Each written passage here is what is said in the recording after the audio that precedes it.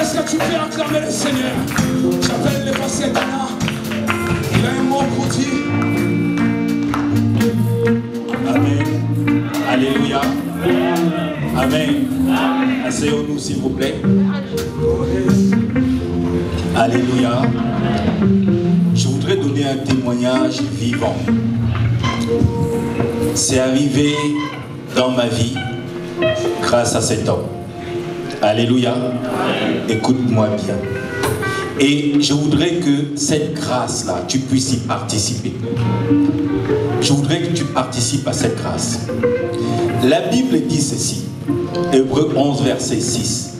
Or, sans la foi, il est impossible de lui être agréable. Le problème que nous avons aujourd'hui, c'est que les gens manquent la foi. On va à l'église parce que c'est des rendez-vous qui sont agendés.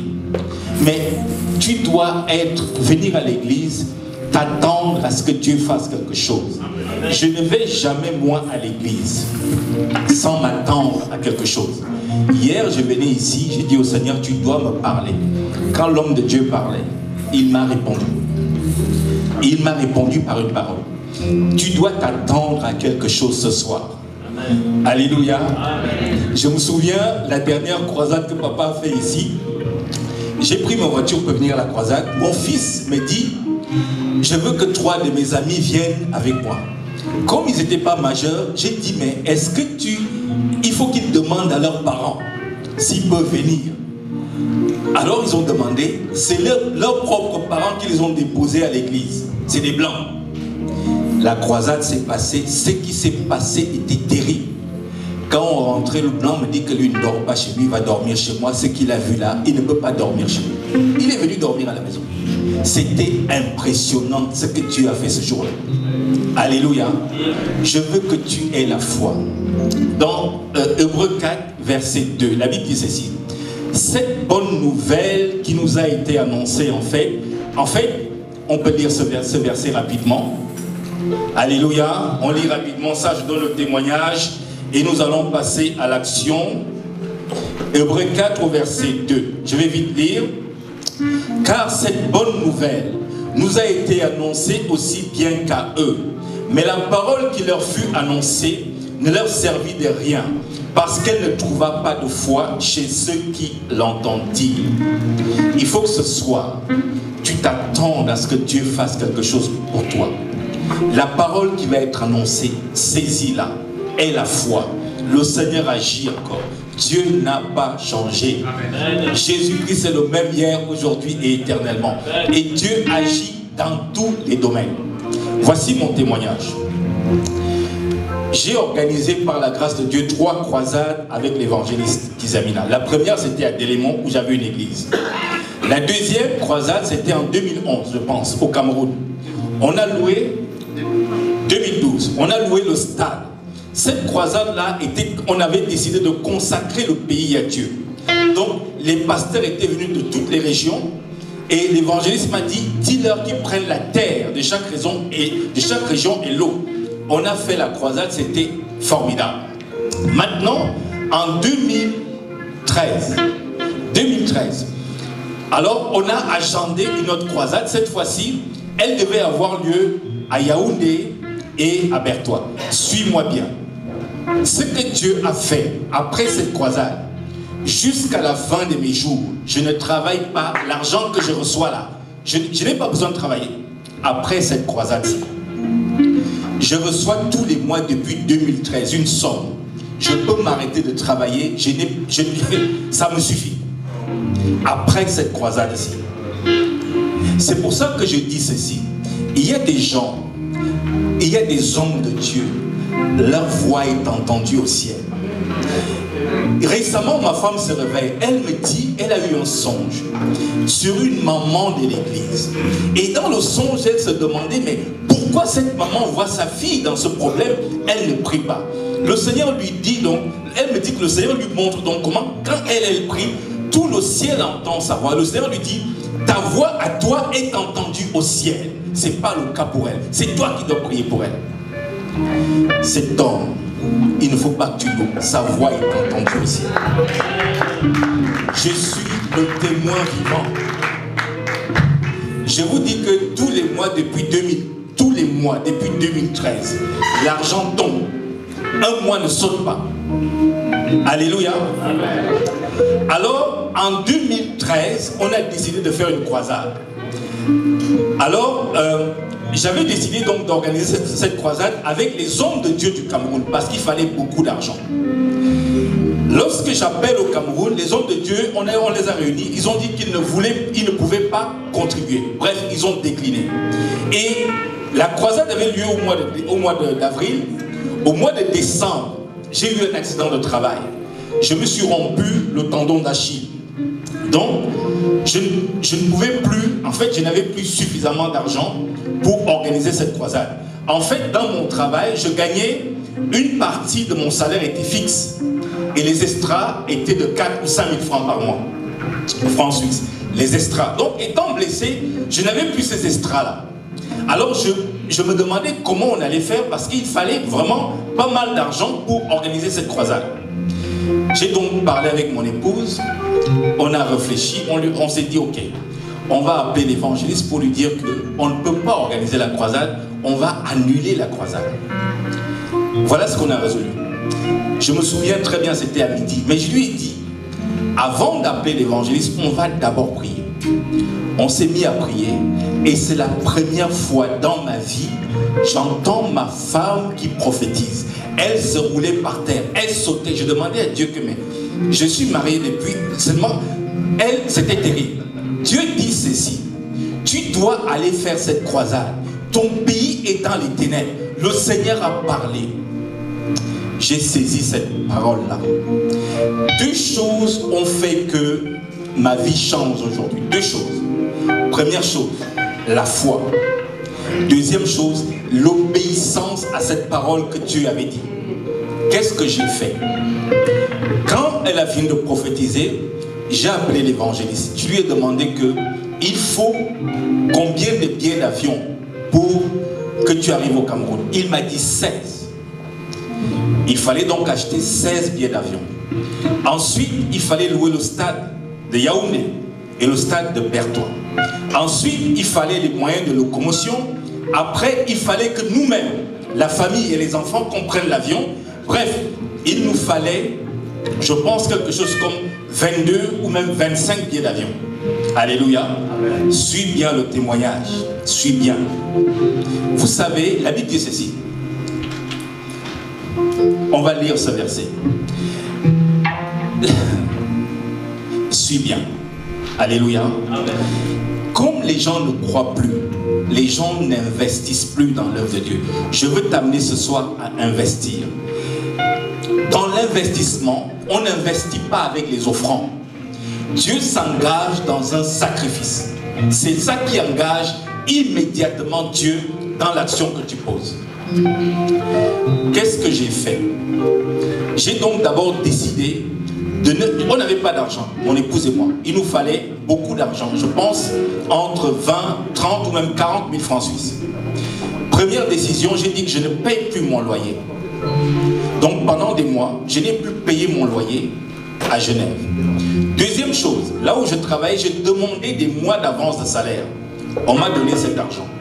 Troisième chose, j'ai décidé d'emprunter de l'argent. Je me souviens, le blanc à qui je suis allé demander l'argent, il m'a prêté l'argent, c'était un ami, il m'a fait signer un engagement, j'avais tellement mal au cœur. Je dit, mais est-ce qu'il pense que je ne vais pas lui rendre son argent? J'avais mal au cœur, mais j'avais pris cet engagement de faire cette croisade. J'ai emprunté l'argent. J'ai envoyé l'argent à l'évangéliste pour les billets d'avion. Je suis arrivé au Cameroun une semaine avant la croisade.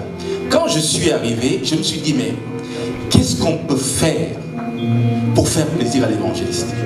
On s'est dit, mais ma femme et moi, si on prend l'argent, on lui donne. Dès que tu lui donnes l'argent, la prochaine croisade, il va mettre dedans.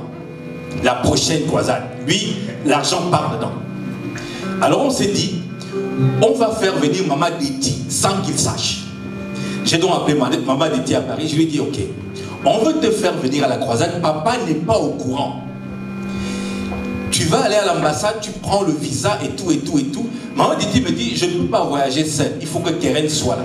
Donc il fallait que j'envoie l'argent des 2 billets d'avion à Paris, pour que Maman Deti vienne.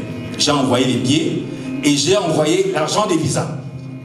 Maman Deti est arrivée au Cameroun sans que papa sache. Il parlait au téléphone, il parlait là-bas, mais papa ne savait. Papa, pour lui, sa femme était à Paris. Alors, nous sommes allés chercher papa à l'aéroport. Quand nous sommes allés le chercher à l'aéroport, Maman Deti était déjà au Cameroun. Une maman nous a invités à manger chez elle. Papa est venu, on l'a installé et tout, et tout, et tout. Après, Maman Deti et Keren sortent de la chambre. Pour la première fois, j'ai vu papa rire, j'ai vu ces dents qui sont ici. J'ai vu les dents de papa. Vous savez, si tu veux qu'un homme de Dieu prie pour toi, qu'il ait la joie dans le cœur. Le monsieur, papa avait, il ne savait pas quoi dire, il était perdu. Maman Deti avec qui il parlait au téléphone, Maman Deti est à Yaoundé. Alors, la croisade a eu lieu au stade. C'était une grande croisade. Il y a eu des miracles terribles. Je pense que près de 1000 personnes ont donné leur vie au Seigneur. La croisade avait lieu à Yaoundé. On a fait à Yaoundé au stade. Et après, on a fait dans une autre ville. Au stade aussi. Écoutez bien. Déjà au stade à Berthois, il y a quelque chose qui s'est passé là-bas. Un soir, il y a un homme de Dieu, un prophète, qui m'appelle ma femme et moi. On ne l'avait pas vu de la journée, parce que la journée, parfois on déjeunait le matin, on mangeait seulement le soir, on passait la journée à prier. Il m'appelle. Écoutez là où le témoignage commence. Écoutez bien.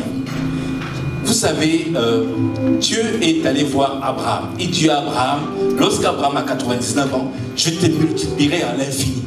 Mais c'est comme, il pouvait dire à Abraham, il disait à Abraham en fait que tu seras le père d'une multitude de personnes.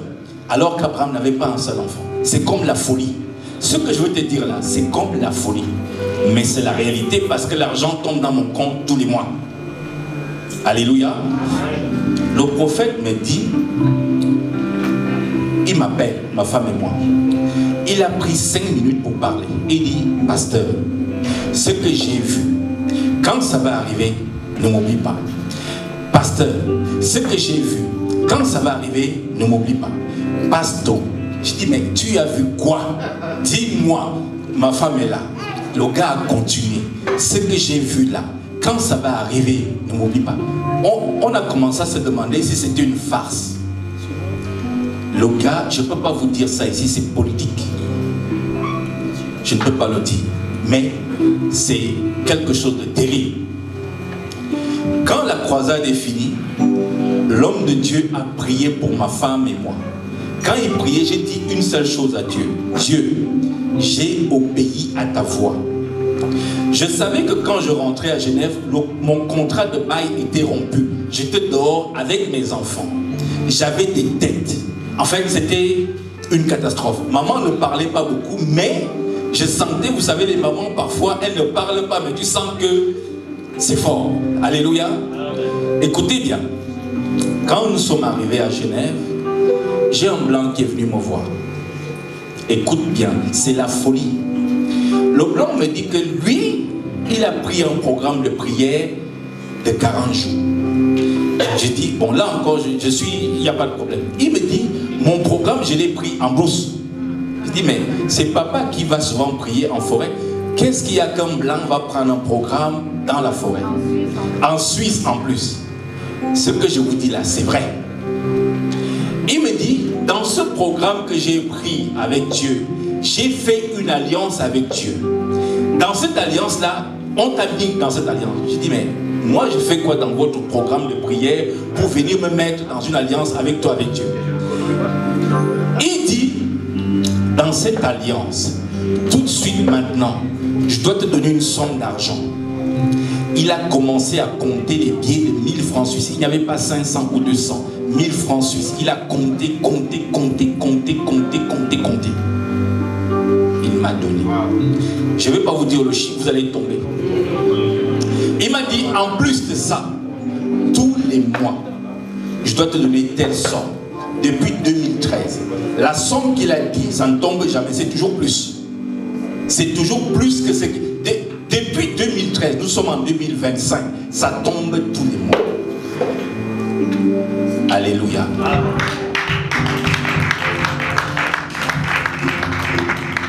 Lisons Matthieu 6, verset 19. Qui peut lire cela? J'ai fini dans 2 minutes.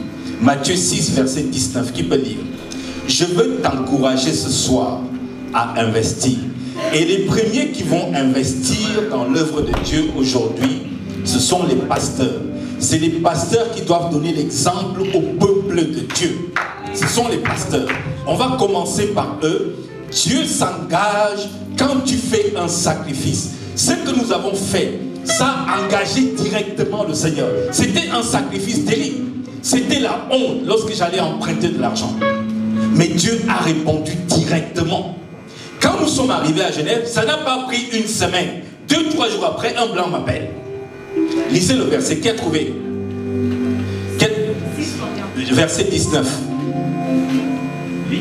Ne vous amassez pas des trésors sur la terre. Écoutez bien. Dieu les dit, mythes et la... Ici, Dieu parle de l'investissement. Alléluia. Dit. Où les mythes et la rouille détruisent et où les voleurs percent les murs pour voler. Mais amassez-vous des trésors dans le ciel. Stop. Mais investissez au ciel. Mais investissez au ciel. Mais investissez au ciel. La Bible dit que toi et moi, nous sommes étrangers et voyageurs sur la terre. En clair, nous ne sommes pas de la terre. Nous ne sommes pas chez nous ici. Je veux que tu participes. Ne rate pas l'opportunité. Tu vas faire un sacrifice. Si tu es prêt ce soir, tu apportes ton sacrifice. Il faut que cet homme prie pour toi. Dieu va faire un miracle financier. Alléluia. Ne rate pas ça. Je suis un exemple vivant. Il n'y a pas un mois que ça a sauté depuis 2013. J'ai reçu combien déjà? Je vous dis, je peux m'asseoir, je ne travaille plus, pas seul. Avec ma famille. Ma femme est là. Ce qu'on reçoit tous les mois nous suffit pour vivre. Ça a commencé comment? J'avais toutes les raisons pour dire à Dieu, je ne peux pas faire cette croisade. Je ne travaille plus, je suis blessé. J'ai eu un accident. J'avais toutes les raisons de ne pas obéir. Mais comme c'est Dieu qui avait dit, lorsqu'il parlait hier, il a dit, si Dieu a dit quelque chose, c'est tout. Alléluia. Ouvrez-moi les enveloppes. Ouvre-moi les enveloppes. Tu vas apporter ton sacrifice ce soir, si tu es prêt, ou demain. Un sacrifice, c'est ce qui te coûte cher. N'amène pas 10 $ comme nous avons entendu hier. S'il te plaît, pour une fois. La Bible dit que la foi, c'est l'action. C'est l'action, la foi. Alléluia. La foi est une démonstration. C'est faire quelque chose. Mets ta foi en jeu, tu vas voir ce que Dieu peut faire. Alléluia. Parce que moi, j'ai expérimenté le Dieu de notre papa. Dieu ne guérit pas seulement les malades. Dieu fait des miracles financiers. Alléluia. Alors, toute personne va se connecter à cette grâce. Demain, papa priera pour nous tous. Papa ne peut pas quitter cette ville sans prier pour moi. C'est impossible. Donnez-moi les enveloppes, pardon. Aidez-moi parce qu'on prend du temps. Vous distribuez à toute la salle. Tout le monde doit avoir son enveloppe. Tout le monde. Merci. Tout le monde doit avoir son enveloppe. C'est une enveloppe d'investissement. On n'investit pas avec les offrandes. Si tu prends tes offrandes que tu apportes, tu amènes dans une banque, on va se moquer de toi. On investit lorsqu'on met quelque chose de consistant. C'est ça un investissement. Alléluia. Qui n'a pas d'enveloppe? Les musiciens. Personne ne va louper la grâce. Venez, venez chercher. Ma fille, viens. Tout le monde.